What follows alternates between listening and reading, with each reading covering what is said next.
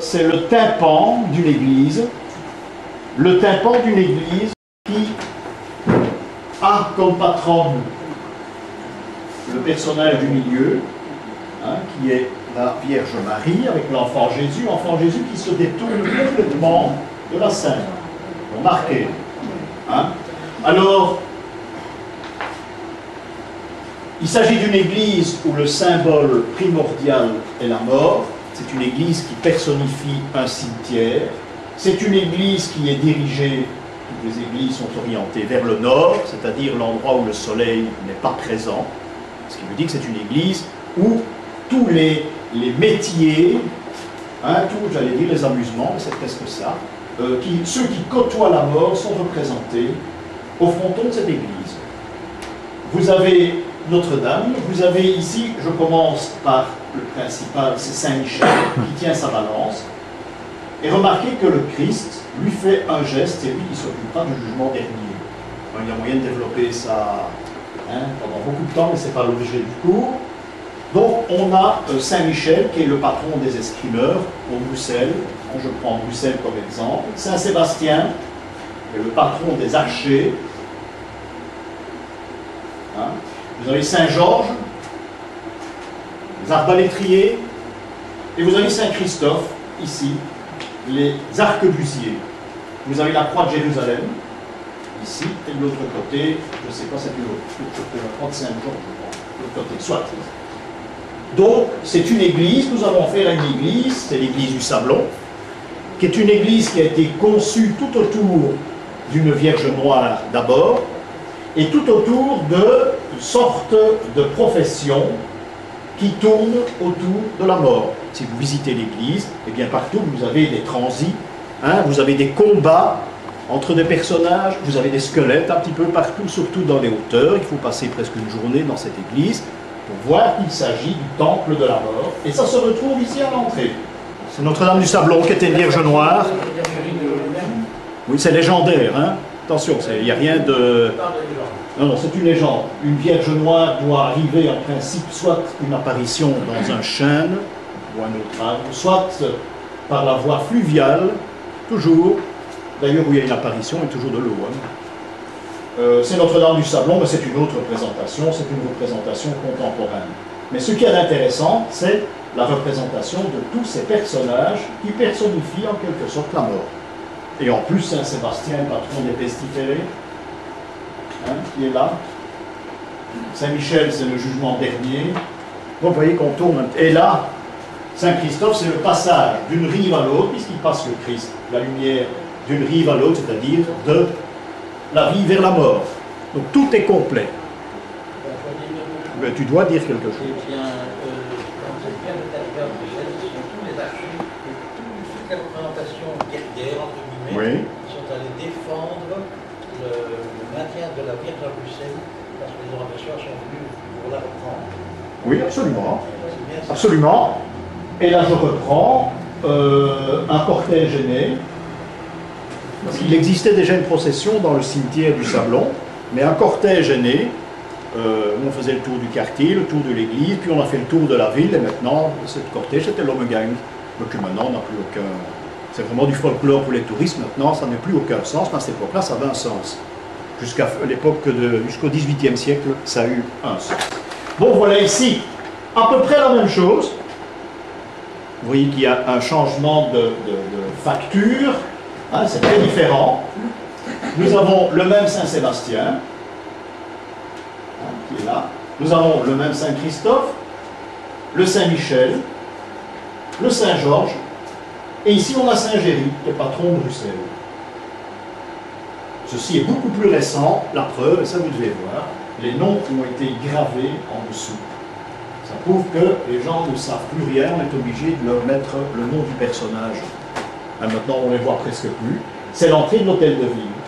Donc on a en quelque sorte à nouveau cette représentation de ces différents métiers, hein, qui sont confrontés à la mort, mis à part Saint-Géry, là. Mais ceci c'est 19e siècle. Hein. Oui. Le fait d'inscrire le nom en dessous, ça appartient à quel siècle? Charles Bulls. 19e? Oui, c'est du 19e, ça. Hein. Oui, la différence de facture avec l'autre. Hein. Hein, on va mettre l'autre en arrière, c'est un peu différent. Hein. Ça, disons que c'est la fin de la Renaissance. Hein. C'est un peu... C'est vraiment la statuette de la Vierge du Saint-Laurent. Ah oui, parce que là, elle est représentée en majesté, parce qu'on est à l'église du Sablon. Quand on est à l'hôtel Elle n'a de pas ville... été peinte. Ah, à l'époque, oui. À l'hôtel, oui, vous savez. Il y a des restes encore qu'on le voit. À l'hôtel de ville, c'est laïque. Malgré que ce soit des saints, mais les laïcs, sans les saints, ils ne savent rien faire, c'est ce que je leur dis toujours d'ailleurs. Hein. Il y a des professeurs de l'université qui font des conférences, etc. Ils disent, moi je ne parlerai pas de saints ni de curés pendant mes conférences, mais c'est complètement ridicule parce que tout vient de là. Je ne vois pas pourquoi, et je ne vous citerai pas des noms, mais enfin, j'ai eu des duels homériques, mais verbaux, hein, uniquement avec ces gens-là. Et c'est complètement ridicule. Regardez ceci, je l'ai retrouvé, c'est la seule marque de tacheron qu'il y a sur toute la Grand Place. Ça veut dire que jadis, on marquait, nous avons vu d'ailleurs, nous avons eu tout un cours avec ces marques de tacherons, rappelez-vous. Hein, et voilà la seule maison de la Grand Place qui était la maison des 4 couronnés, c'est-à-dire les 4 métiers qui travaillaient le bâtiment. Je crois que c'est la colline, la maison de la colline. Et il y a la marque, c'est une marque sonégienne. On dirait wallonne maintenant, c'est pour ça qu'on en parle jamais. Il n'y a aucun livre qui en parle. Hein. C'est sérieux, hein? Aucun livre n'en parle, hein. Vous verrez ça nulle part. Je paye des prunes à celui qui me donne un livre, où il y a marqué que c'est un sonégien qui a travaillé à la Grande Place. Sonégien, c'est Soigné. Donc, aiguillé. Cette marque-là, c'est PW, c'est Pierre Vinx. Hein, il y a des répertoires, on peut reconnaître tout ça. Mais pour ma part, c'est la seule maison, je ne sais pas s'il y en a une autre, c'est la seule maison qui est signée. Comment est-ce qu'on voit ça quand on est devant la maison? Oui, c'est sur le côté. Sur le côté de la porte, au-dessus à droite. Côté droit. Oui. Ouais. Et c'est le duc de Brabant, la deuxième porte. Bon, autre chose tout différent ici. Ici, on est dans le cadre religieux. Voilà. C'est Greenberg, comme ça? Alors, tu vas me le décrire. Eh ben, c'est un machin. Moi, je te laisse la parole. Hein. Tu as fait visiter Greenberg. Saint-Norbert. Qui t'a dit ça? Moi, je dis ça. Oui, c'est tout à fait à côté de la Oui, parce question. qu'il y a- Je m'excuse. Il y a un coq? Mais non, c'est pas un coq. Comment c'est? Allez. Simone. Oui, mais qu'est-ce qu'elle a encore une fois fait? Mais Simone, t'es à côté. Regarde bien. Oui, je regarde. Ça ne peut pas être Saint-Norbert. Saint-Norbert ne sera jamais un endroit où le prêtre parle. C'est la chaire de vérité. Il sera en dessous de la chaire de vérité, mais jamais autour. Cette place est réservée à 4 personnages, Les évangélistes. 4 évangélistes, ou bien les 4 docteurs de l'Église. Ici, il s'agit d'un des 4 docteurs de l'Église, c'est Saint Grégoire. Le pape Grégoire, qui a sur son épaule une colombe, qui est l'inspiration du Saint-Esprit. Mais remarquez ici, l'auteur, c'est courant, c'est pas rare. La colombe, c'est pas un coq, c'est une colombe. Il ne faut jamais mettre un coq avec Saint Grégoire parce que ça ne tiendrait pas non plus. Le coq est le symbole de la virilité. Ah oui. Ah mais oui, Ah oui. Oui, j'ai compris. tout le monde a compris. Regardez, la colombe susurre à son oreille. Ça rappelle une chose très intéressante, c'est que c'est lui qui a laissé son nom aux premiers chants de l'Église, qui sont les chants grégoriens. C'est Saint Grégoire. Le calendrier. Voilà le calendrier grégorien. Voilà pourquoi, ça c'est vu plus tard, hein. Voilà pourquoi, ici, la colombe susurre à son oreille. C'est une inspiration du Saint-Esprit, mais ici, il y a quelque chose en plus.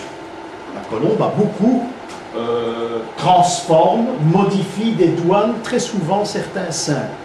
Vous en verrez une autre tout à l'heure, mais que vous avez déjà vu. Voilà pour Saint Grégoire. Par contre, ce que je te dois, je ne savais plus que c'était à Greenberg.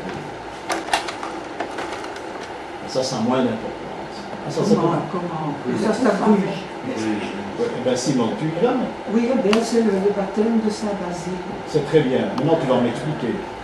Expliquer qu'on voit Saint-Basile, normalement il doit être à gauche, à droite je ne sais pas qui c'est, au milieu il y a une colombe et en bas il y a le Jourdain. Et où est Saint-Basile? Il est dans l'eau. Saint-Basile est nu dans l'eau. Hein? Et nous avons l'évêque Danius. Je je vous l'ai dit la fois passée, Danius, qui baptise Basile. Et ici, il y a la colombe de l'inspiration. Bon, un évêque, pourquoi? Un seul livre en parle qu'il s'agit d'un évêque, qu'il s'agit de Saint Basile, c'est le livre de Paul Saint-Hilaire sur Bruges. Ailleurs, on l'ignore absolument, on ne veut pas en entendre parler. Mais on indique qu'il existe là une ancienne crypte, une chapelle qui a été édifiée, qui a été consacrée à Saint Basile. Un Saint Basile qui est absolument inconnu chez nous. D'ailleurs, vous savez, les historiens, c'est des gens très bien historiens de l'art. On n'analyse même pas le personnage, on ne voit pas qu'il a une mitre sur la tête, on ne voit pas qu'il y a l'étole, je vois très mal Saint Jean-Baptiste avec une mitre et une étole. Ça prouve qu'on ne regarde pas. Alors, il y a une question qu'il faut se poser. Et ça, Simone va répondre, en principe. Pourquoi Saint Basile à cet endroit? Parce que c'est le Basilius. Départ du pèlerinage? Il y a un pèlerinage qui part de Bruges vers Jérusalem. On a tout fait au Moyen-Âge pour réaliser ce pèlerinage qui était très important. Et en principe, le pèlerinage démarrait dans cette chapelle. Et l'exemple même du profane initié pour se rendre à Jérusalem, Saint Basile. Basile est un nom que l'on ne connaît absolument pas chez nous. En Orient, on le connaît. Mais chez nous, absolument pas.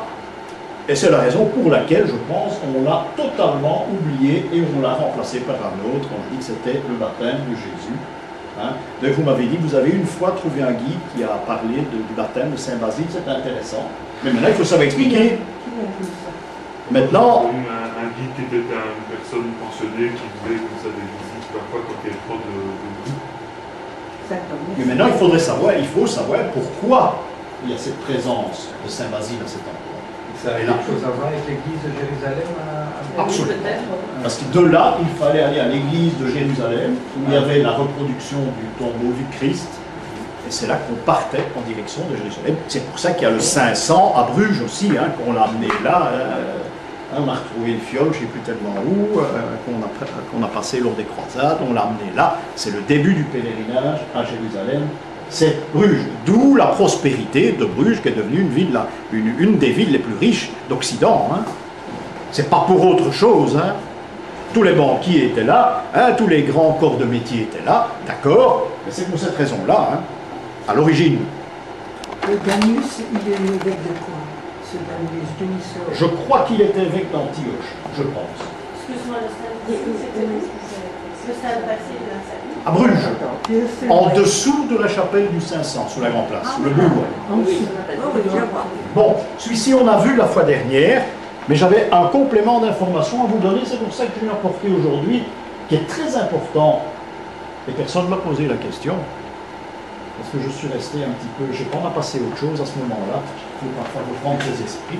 Je vous ai dit que c'était un linteau cathare, qui se trouve au musée Curtius, que l'on voit ici à Polonios de Thiane, qui accepte plutôt, je ne vais pas l'expliquer complètement, c'est ma formation, qui accepte plutôt de l'homme une coupe de miel et se détourne de la femme qui lui présente 2 coupes d'absinthe. C'est une femme, elle a la tenue de la femme, donc il se détourne totalement et se dirige vers le personnage masculin qui offre son travail d'enfant. Le miel est un symbole de travail, pensez aux abeilles. Apollonios de Thiane, je vous ai dit, on l'a souvent au Moyen-Âge confondu avec Jésus, mais je ne vous ai pas donné la raison la fois dernière, et j'y ai pensé cette semaine. La bonne raison, eh bien, c'est que, comme Jésus, Apollonios de Thiane a été arrêté pour être condamné. Il a été arrêté par les Romains pour être torturé à Rome. C'est un homme qui parlait très bien, Apollonios de Thiane. Il est arrivé à Rome, il s'est exprimé devant l'empereur. Et l'empereur a été ému de son langage, et l'empereur l'a libéré.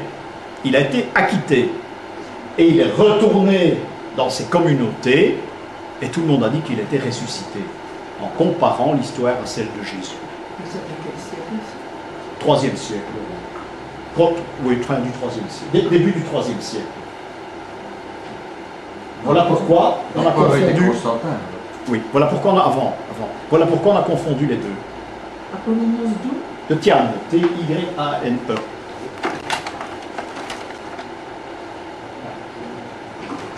C'était une passion. Il y avait quand même beaucoup de choses à faire. Je devais écrire un livre avec Paul de Saint-Hilaire où on allait comparer les dernières scènes entre elles. Tout ce qu'on allait trouver, c'est très riche, une dernière scène. On allait les comparer, que j'en ai vu des centaines, vous pensez qu'il y a toujours une dernière scène dans une église, généralement. Mais une dernière scène est très importante parce que il ne faut pas examiner les personnages, c'est ce qu'on fait toujours. Hein. C'est ce qu'on fait toujours, on regarde les personnages, on essaie d'expliquer un barbu, l'autre à part d'arbre, etc. On fait des références à des romans traditionnels et même des romans modernes. Mais le but, c'est pas ça. Le but, c'est de regarder ce qui se trouve sur la table. Et ça, personne ne fait. C'est peut-être plus difficile. Hein, c'est peut-être plus difficile. Et on regarde ce qu'on mange. Et avec le repas qui est présenté, eh bien, on peut dire quelle était l'intention de l'auteur. Et ici, remarquez ce qu'il y a sur la table. Vous ne le remarquez pas, mais c'est une tradition. C'est du mouton. Nous verrons dans un cours qui est très compliqué, qu'on donnera, je crois, au mois d'octobre, nous verrons dans un cours l'importance, non pas des mets, mais de certains animaux, rapport aux planètes. Donc, c'est planétaire, c'est astrologique, une dernière scène, mais je n'entre pas dans les détails, nous verrons ça. Ce qui veut dire que lorsqu'on représente, pour retenir ça, c'est déjà pas mal, lorsqu'on représente le mouton sur l'assiette, eh bien, on considère que ça fait partie de l'Ancien Testament. N'oubliez pas que Saint Jean-Baptiste fait partie de l'Ancien Testament. Donc ceux qui ont réalisé ça, pour eux, c'est l'Ancien Testament. C'est en quelque sorte un retour en arrière. Lorsque vous avez du poisson, ça arrive, ça veut dire que le Christ vit dans l'ère du poisson depuis sa naissance, et l'auteur le montre bien qu'il s'agit du Christ et que nous sommes dans l'ère du poisson. Voilà.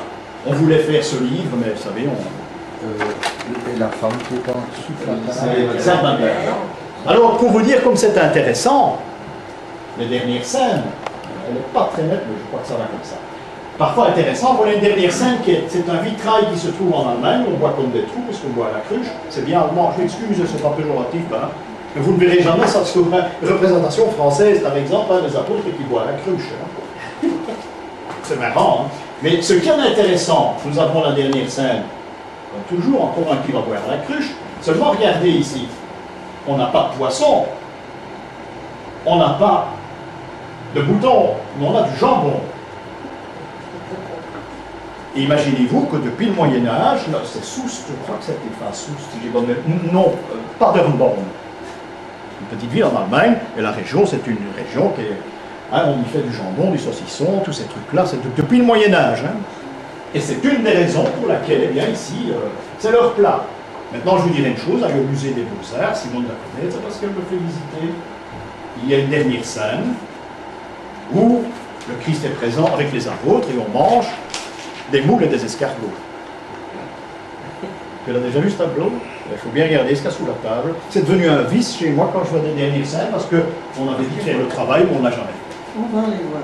Mais c'est un travail à faire. C'est un tableau d'un peintre bruxellois, je pense, mais qui a été peint à Bruxelles. Je crois même qu'il y a Dans les primitifs. Oui, je crois même qu'il y a un détail bruxellois sur le tableau, mais ça je ne me souviens plus. Il y a beaucoup trop longtemps que j'ai fait voir ça. Mais pour vous dire que parfois, un auteur situe avec ses moyens ce qu'il connaît, et parfois à l'endroit où son œuvre doit être exposée. Hein, il donne un petit coup de pouce sur ce qui doit se trouver sur la table. Et voilà pour Bruxelles, c'était des moules. C'est intéressant de noter dans la précédente, il n'y a pas Saint-Jean. Oui, Mais ils ont ça, pas commencé Ah, c'est Jésus d'Acago. pas commencé à la Da Vinci. Ah ouais. Ah oui. Alors, Vous avez pas il y avait compris un comme ça. agneau. Il y avait un agneau. Alors, je crois qu'on termine. Monsieur Le Tens, Oui. est-ce qu'il n'y avait pas aussi du pain? Ça, Du pain. Rien que du pain. Du pain, parfois rien que des oranges. En Italie, j'en ai vu une comme ça. Il n'y avait rien que des oranges sur la table et des couteaux. Et ça représente quoi? Dans notre symbolique, rien, parce qu'on ne la connaissait pas. Mais, il faut voir, je n'ai jamais étudié il y a beaucoup de choses à faire. Voilà des fonds baptismaux je ne sais pas où ils sont, je crois qu'ils sont en Italie, mais c'est pas ça qui est important. C'est l'ancienne façon de baptiser. Ce qui veut dire qu'on baptisait par immersion, on trempait le futur baptisé qui était souvent adulte. Hein. On ne baptisait pas des bébés à cette époque-là. Oui, ça arrivait, mais si jamais on voyait que le bébé tournait mal, on faisait venir l'évêque enfin non, on ne faisait pas venir, on profitait d'un voyage de l'évêque pour le faire baptiser. Ça veut dire que l'homme se mettait à moitié nu, debout, et l'évêque ou le prêtre chargé de cette mission le baptisait. On baptisait donc par immersion dans l'eau. Il y a eu un problème à l'Église, ce sont les bénédictins qui ont lancé ce problème et qui était bien réfléchi, parce que les bénédictins, ce sont des gens qui étaient bien très, très réfléchis. Ils se sont aperçus un jour que Jésus n'était plus là. Jésus est monté au ciel à l'ascension, tout le monde sait ça, et que nous vivions sans Dieu. Il n'y avait plus de représentation de Dieu. Il y avait un baptême qui était ancien, ce baptême de l'époque qui avait 1000 ans en arrière, de l'époque de Saint Jean-Baptiste, le baptême que les Esséniens pratiquaient, entre autres.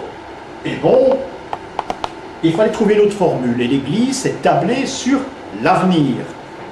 Ce qui veut dire qu'on ne baptise plus dans l'eau comme le poisson, parce que ça a rapport au poisson, je vous en ai parlé tantôt à table, mais on baptise dans nos fonds baptismaux actuels, c'est-à-dire que l'on verse de l'eau sur la tête. On fait le geste du verseau. On dépose de l'eau. Le prêtre verse de l'eau sur la tête du nouveau-né ou du baptisé. C'est comme si vous preniez une coupe et vous versez. Ici, on vous plaçait dans l'eau. C'est la transformation à partir de l'an 1000 qu'il va y avoir dans l'Église. Par contre, il y aura des petits malins, ça vous connaissez, hein?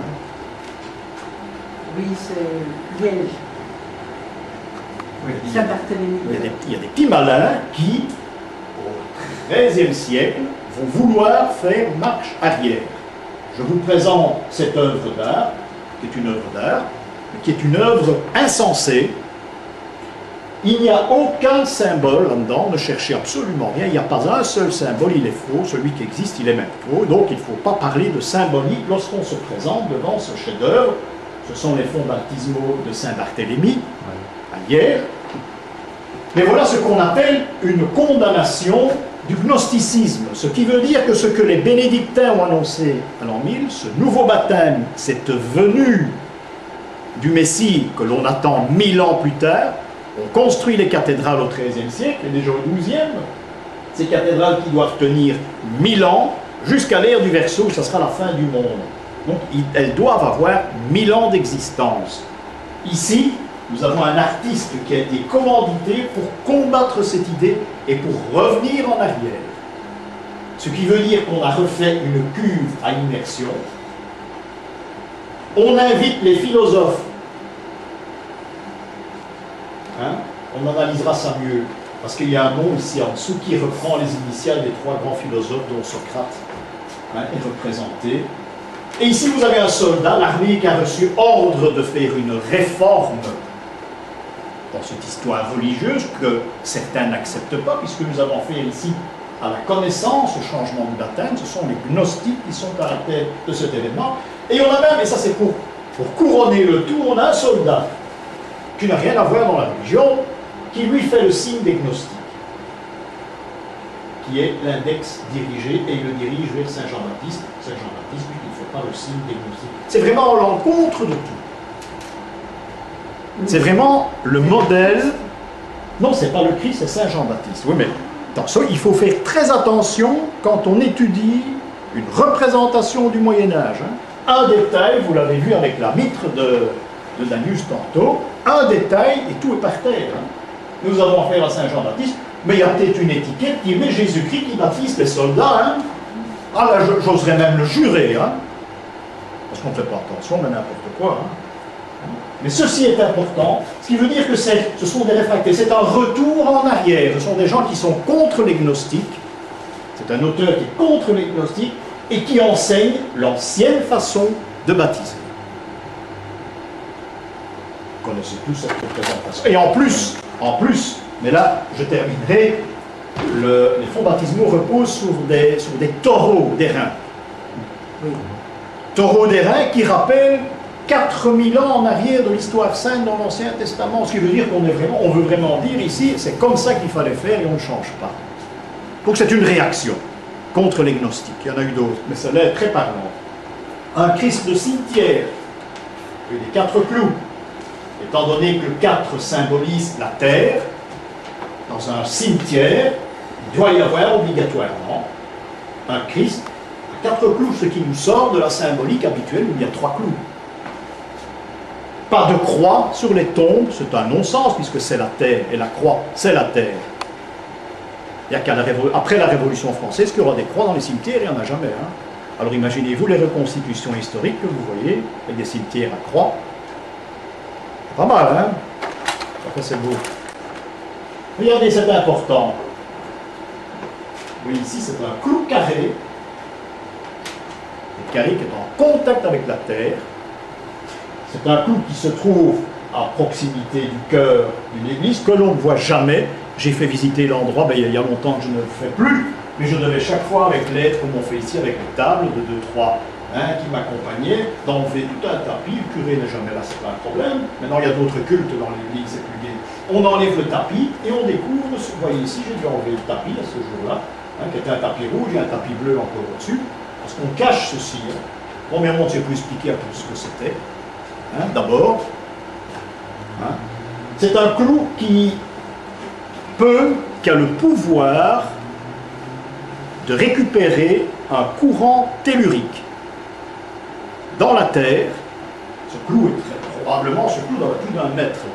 Donc il récupère un courant tellurique et l'envoie vers le ciel, vers le dôme de l'église, pour rattraper un courant cosmique, un courant du ciel.